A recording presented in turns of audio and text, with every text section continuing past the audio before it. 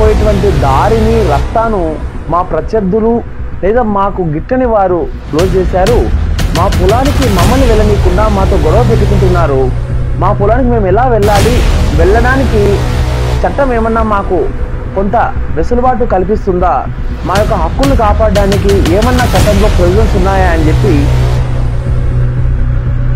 నమస్తే మిత్రులారా, నా పేరు హేమచంద్ర, మీ అడ్వకేట్. చాలామంది మిత్రులు మా యొక్క పొలానికి పోయేటువంటి దారిని రస్తాను మా ప్రత్యర్థులు లేదా మాకు గిట్టని వారు క్లోజ్ చేశారు. మా పొలానికి మమ్మల్ని వెళ్ళనీయకుండా మాతో గొడవ పెట్టుకుంటున్నారు. మా పొలానికి మేము ఎలా వెళ్ళాలి, వెళ్ళడానికి చట్టం ఏమన్నా మాకు కొంత వెసులుబాటు కల్పిస్తుందా, మా యొక్క హక్కులను కాపాడడానికి ఏమన్నా చట్టంలో ప్రొవిజన్స్ ఉన్నాయా అని చెప్పి మన కొందరు మిత్రులు అడిగారు. మిత్రులారా, ఆ యొక్క అడిగిన ప్రశ్నలకు సమాధానంగా ఈరోజు ఈ వీడియో చేస్తున్నాను. ఈ వీడియోను చివరి వరకు చూడండి, లైక్ చేయండి, సబ్స్క్రైబ్ చేయండి, కింద ఉన్నటువంటి గంట సింబల్ ప్రెస్ చేసి నా ద్వారా వచ్చేటువంటి ప్రతి వీడియోని మీరు మిస్ అవ్వకుండా చూడండి మిత్రులారా. ఇంకొకటి, ఈ విషయం మీకు నచ్చితే, ఈ విషయం మీ మిత్రులకు ఉపయోగపడుతుందంటే షేర్ కూడా చేయండి. వాళ్ళ యొక్క హక్కుల మీద వాళ్ళకు ఒక అవగాహన తెచ్చుకుంటారు, వాళ్ళ హక్కులను కాపాడుకోవడానికి ఒక ప్రయత్నం చేస్తారు. ఓకే మిత్రులారా, ఇప్పుడు విషయానికి వస్తే, పొలానికి వెళ్ళేటువంటి దారిని రస్తాను బంద్ చేసి ఆపోజిట్ వాళ్ళు ప్రత్యర్థులు మిమ్మల్ని సతాయిస్తే ఏం చేయాలి? ఫస్ట్, మీరు ఎలాంటి ఆవేశాలకు కానీ చట్టాన్ని చేతిలోకి తీసుకోవడం కానీ చేయకుండా మీరు వెంటనే మీ సమీపంలో ఉన్నటువంటి ఎంఆర్ఓ గారిని దగ్గరికి వెళ్ళండి. ఎంఆర్ఓ గారికి కంప్లైంట్ రాసి ఇవ్వండి.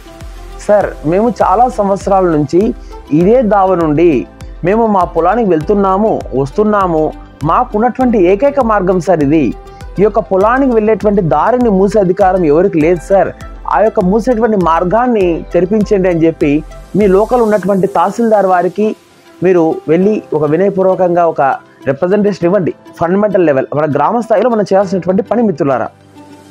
ఎంఆర్ఓ గారు మీరు ఇచ్చేటువంటి రిప్రజెంటేషన్ ఆధారంగా తాను లేదా తన ద్వారా వచ్చేటువంటి అధికారులను ఫీల్డ్ మీదకి పంపించి ఈ యొక్క స్థలం యొక్క ఈజ్మెంట్ వివాదాలను అక్కడే ఇరు వర్గాలను పిలిపించి మాట్లాడి పరిష్కరించడానికి అధికారం ఎంఆర్ఓ వారికి కూడా ఉంది మిత్రులారా. ఎందుకంటే ఎంఆర్ఓ వారు మండల మ్యాజిస్ట్రేట్ గారు కాబట్టి ఆ వివాదాలను, ఆ స్థల వివాదాలను కొంత ఇది పరిష్కారం చెప్పి, అంటే జడ్జిమెంట్ ఇచ్చే అధికారం అని కాదు, కానీ కొంత ఇరు వర్గాల కౌన్సిలింగ్ చేసి నచ్చజెప్పి ఆమిసిబుల్గా విషయాన్ని సెటిల్ చేసే అధికారం అయితే ఉన్నది మండల మ్యాజిస్ట్రేట్ వారికి.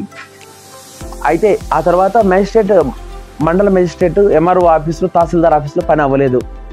ఏం చేయాలి సార్? అక్కడ కూడా అవ్వలేదు.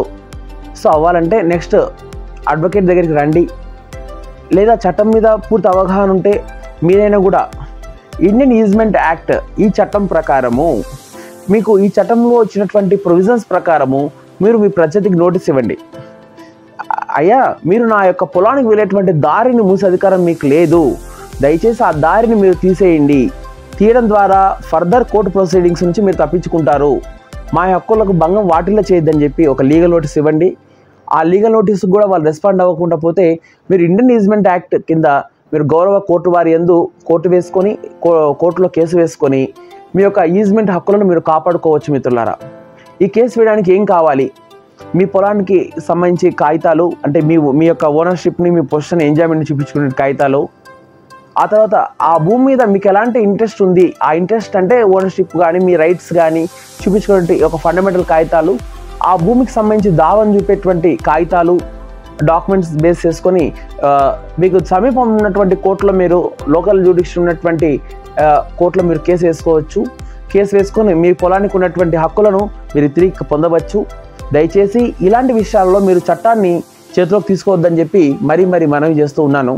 పొలానికి దారి మూసకపోతే వస్తుంది కోర్టు, నిజంగా మనకు దారి మూసకపోయింది, మనకు అన్యాయం జరిగిందంటే గౌరవ కోర్టు వారు సాక్ష్యాధారాల పరిధిలోకి తీసుకొని సరైనటువంటి న్యాయం చేసే ప్రయత్నం కోర్టు చేస్తుంది.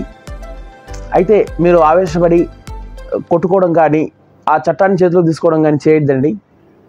ఇదే నా మనవి. Thank you. అయితే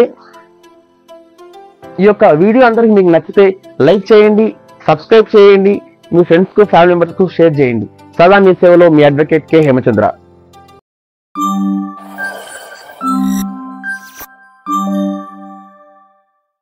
you.